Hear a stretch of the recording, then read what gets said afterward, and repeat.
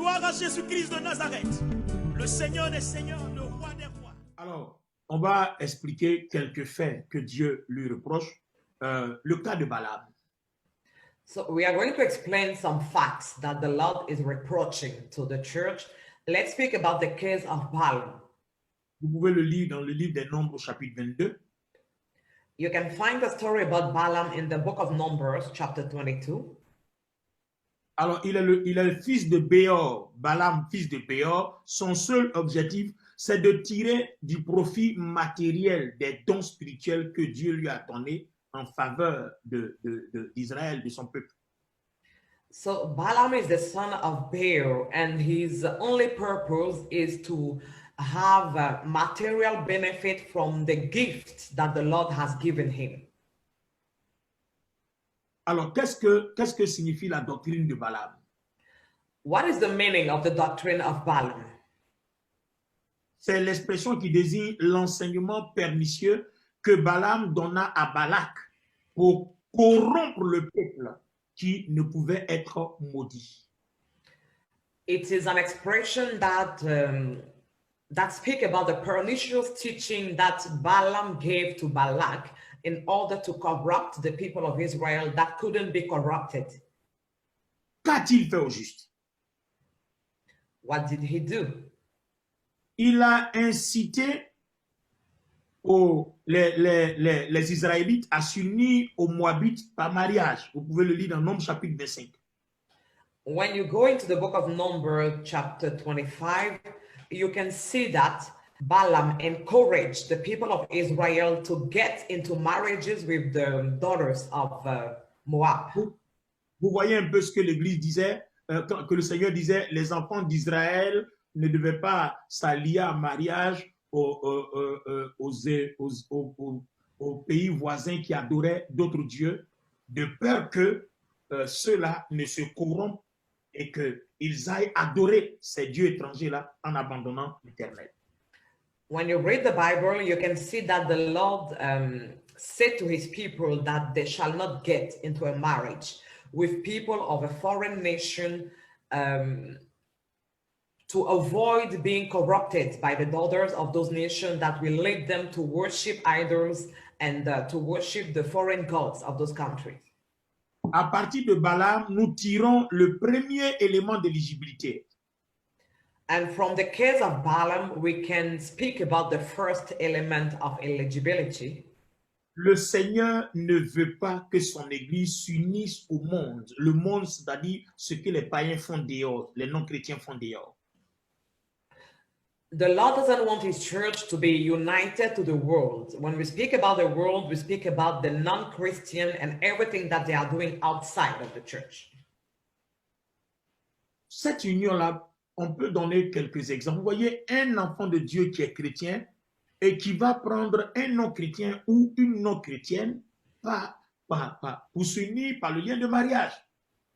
And we can give examples about that union. Let's take the example of a Christian that engaged himself with a non-Christian for a marriage. Vous voyez que cette union-là, devant Dieu, elle est illicite. And you can see that before God, that union is not approved by him. Bon, tu peux ne pas être d'accord avec ce que je suis en train de dire, mais ce ne sont pas mes mots. Je suis en train d'interpréter ce que le Seigneur reprochait à l'église de Pergame. You can disagree with everything that I'm saying right now, but these are not my words. I'm only explaining one of the facts that the Lord was reproaching to the church of Pergamos. L'église donc doit se tenir à l'écart de tout ce que les non-chrétiens font. So the church has to be away from everything that the non-Christians are doing. Alors, il y a un fait que je voudrais souligner. There is a fact that I want to underline. Regardez ici, le Seigneur utilise que il viendra et il le combattra avec son épée à la bouche. In verse 16, the Lord says that he will come and fight against them with the sword of his mouth. Je veux vous donner le verset exact. Verse 16. 16. Yeah.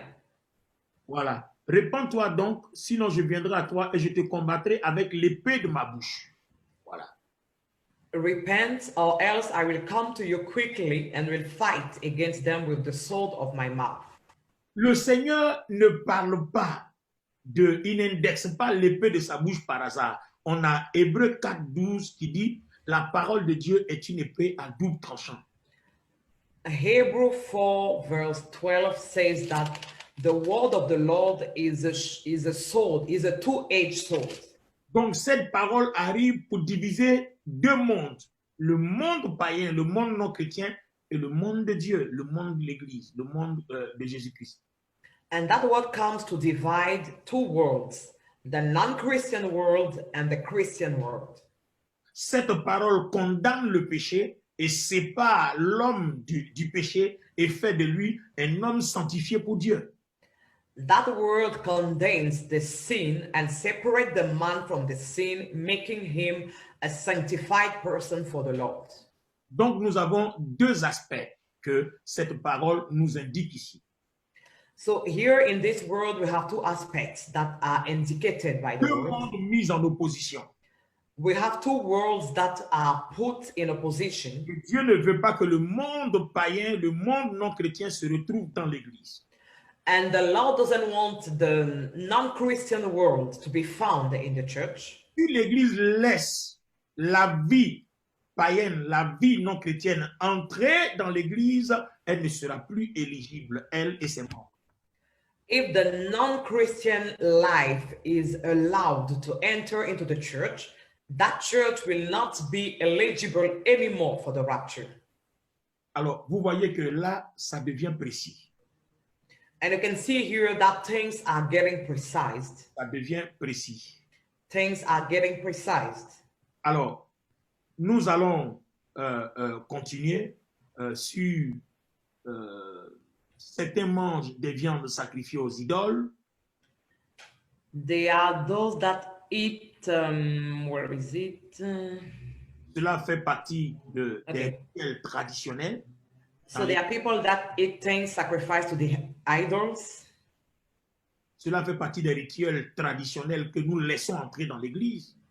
And this is part of the traditional rituals that we allow in the church. Certains se livrent à la débauche sexuelle, tout le monde connaît. Quand tu es un homme qui va de femme en femme et une femme qui va d'homme en homme, ça c'est la débauche sexuelle que Dieu n'apprécie pas. Older people commit sexual immorality, and we know what it means when you go from man to man or from woman to woman. And this is a thing that the Lord disapproved. Alors, il reste encore un dernier élément. And we still have one element left.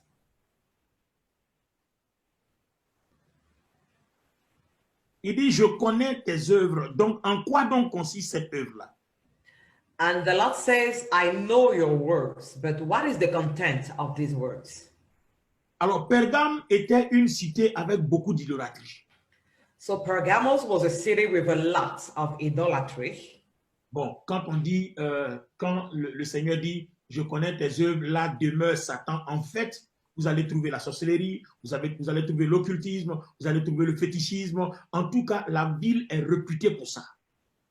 When the Lord says, I know your works, and where you are, there dwell the devil, it means that in that city you will find occultism, you will find witchcraft, and all those things. Au point même que les gens du monde entier venaient à Pergame pour être guéris des maladies, tellement que les gens étaient réputés dans leur histoire de sorcellerie, de fétichisme et d'occultisme et autres.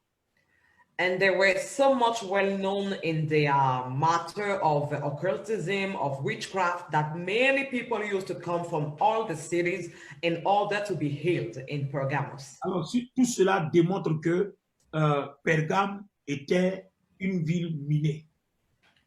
And all that shows that Pergamos was a dangerous place. Mais le problème, c'est que Deuxièmement, il dit, tu retiens mon nom, tu n'as pas renié ma foi. But secondly, the Lord says that you hold fast to my name and did not deny my faith. Malgré cela, les membres de cette église avaient la vérité de l'évangile.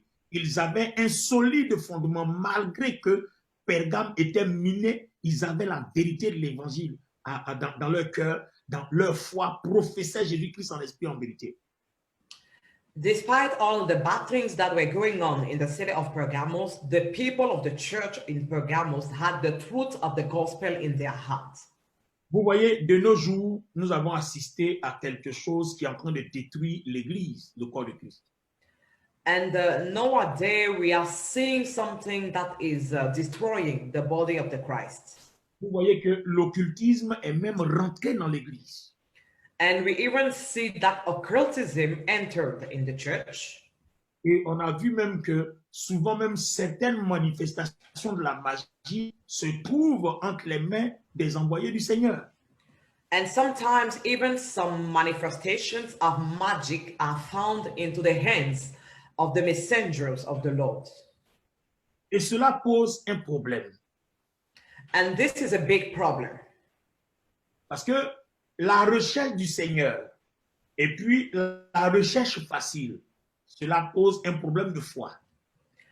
The search of the Lord and the search for easiness bring a problem of faith.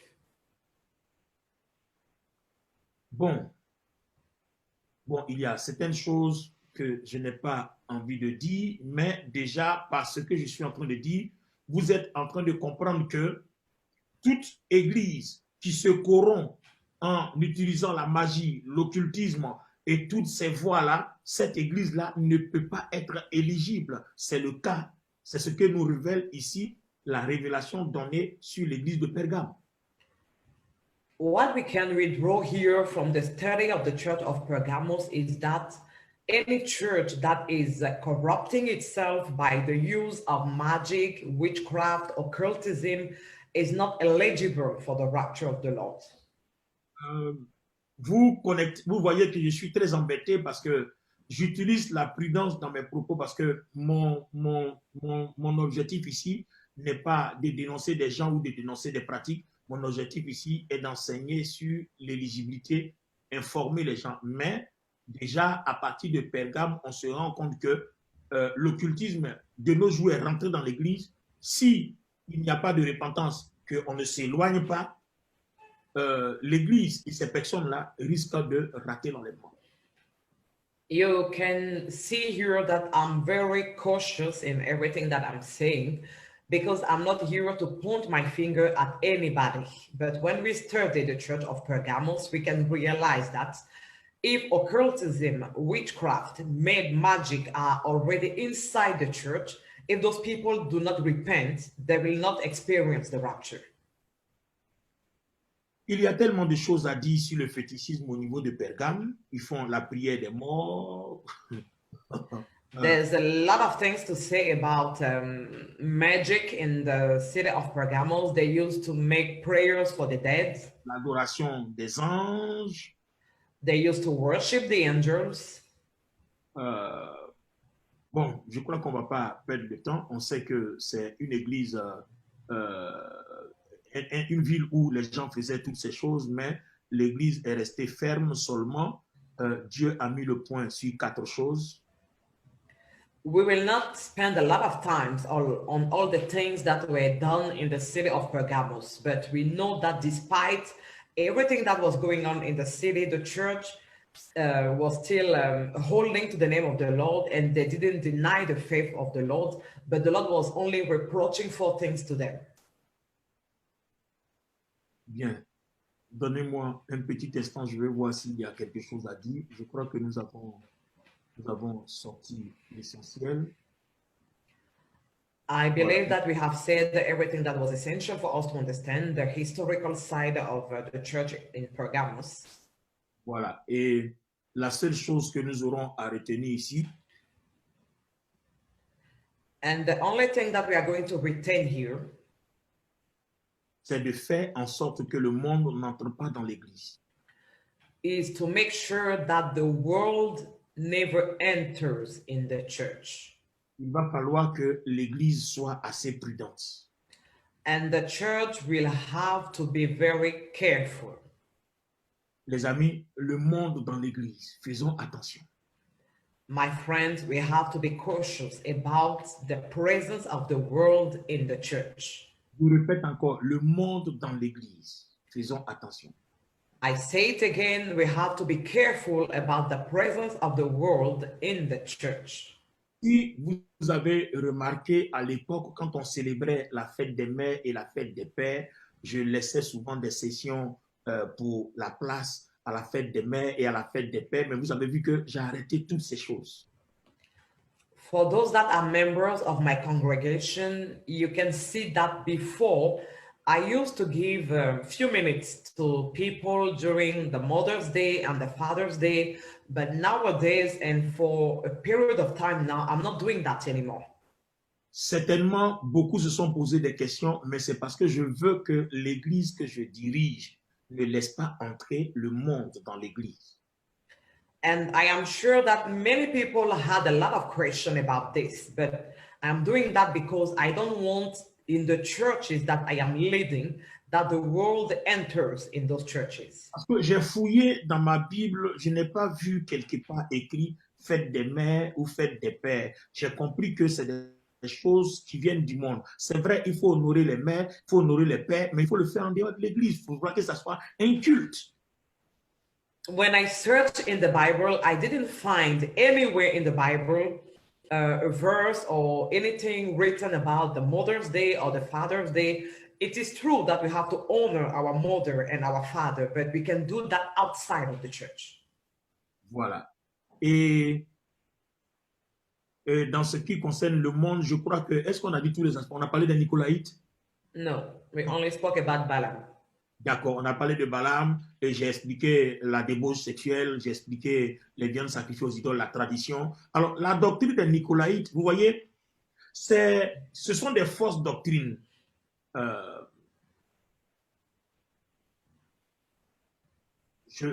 Certains se basent sur qu'est-ce que je peux dire terre à terre pour expliquer la doctrine des Nicolaïtes. So the doctrine of the Nicolaitans are fake doctrines. C'est une doctrine très peu connue, de toute façon. Elle est très peu connue. Certains se disent, ils parlent de comment on dit ce terme-là si on veut sortir de la théologie pour arriver en terre à terre. Tu connais en terre à terre le cléricalisme? No. Je veux représenter ça terre à terre.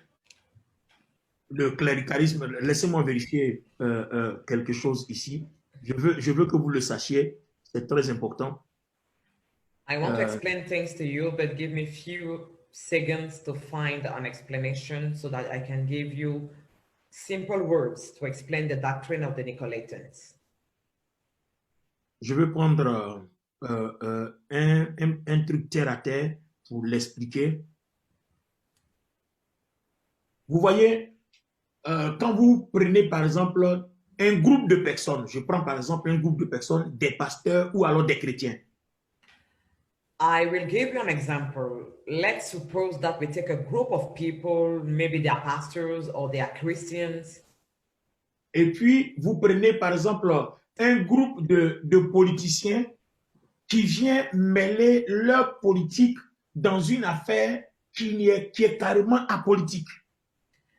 And you take a group of politicians that come to involve themselves in a matter that has nothing to do with politics. Et les Nicolaïtes, c'était ce courant religieux-là qui aimait prendre des doctrines qui ne sont pas de l'Église, qui viennent d'ailleurs, peu importe dans la politique, peu importe ailleurs, et il les envoie dans l'Église pour les pratiquer dans l'Église. And the Nicolaitans was that religious current that used to take all the currents outside of the church, either they are religious or not, they take it and they bring it into the church to to use that. Gloire à Jésus-Christ de Nazareth, le Seigneur des Seigneurs.